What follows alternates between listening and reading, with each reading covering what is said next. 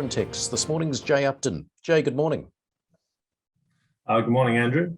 Good to see you, Jay. Look, big announcement from you recently. Sprintex being commissioned to design 2 new electric compressors. Tell us a bit about the announcement. Yes, we're pretty happy about that. Obviously, as you would know, we have moved into the e-compressor area. We built a complete new facility and assembled a pretty strong team. And we are very excited by the fact that we continued to draw new work for that team. We started off with the technology collaboration with Aristech and redesigned some of their product for them.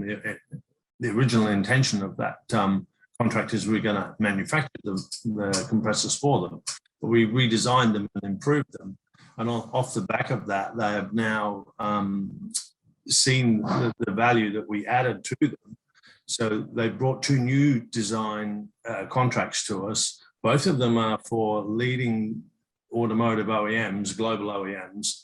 We can't tell you who they are, unfortunately, but they're certainly big players in the market. So we're very excited to be chosen for that work and to be recognised. Because what it says is the equipment we're designing is absolutely world class, and that's very good for us.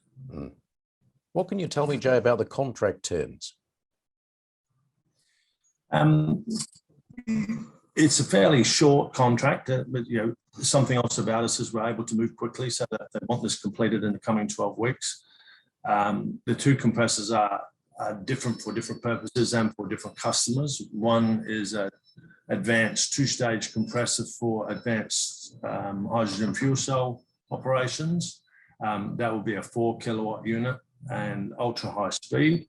The second is actually something quite new for us and for the market, in that it's a ultra high speed refrigerant compressor. So not unlike the air conditioning compressor you have in your house. And ironically, it's actually intended for electric vehicles for conditioning the battery temperatures and the motor temperatures and what have you, and also for in-cabin air conditioning in electric vehicles, because obviously there's no engine to drive the air conditioner. But coincidentally, this compressor is also exactly the right size for domestic heat pumps. So we are seeing a very wide range of applications coming to us for that product. So we're pretty excited about it. But as you say, an endorsement, good recognition for your team's expertise here. Absolutely, yeah. We were a little bit surprised by the cost of good design staff in Asia now. It's certainly becoming more like the rest of the world, but I've got to tell you, we're getting what we paid for. Yeah, we really have. The Chinese market has a lot of experience in electric vehicles, right from the very basics, in that all of those 3-wheel delivery vehicles have all got electric motors in them and have had for years. So there's a lot of base knowledge in that whole field.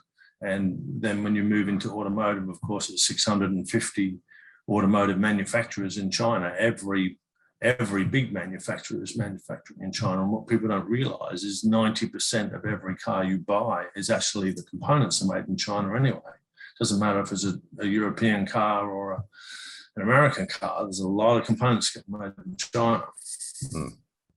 So there's an awful lot of expertise there now, and we're very fortunate to be able to capitalize on that and have a very strong design team. So we're very happy. Good to get an update from you. Jay, thanks very much. All right, there'll be some more to come yet, so don't forget about us.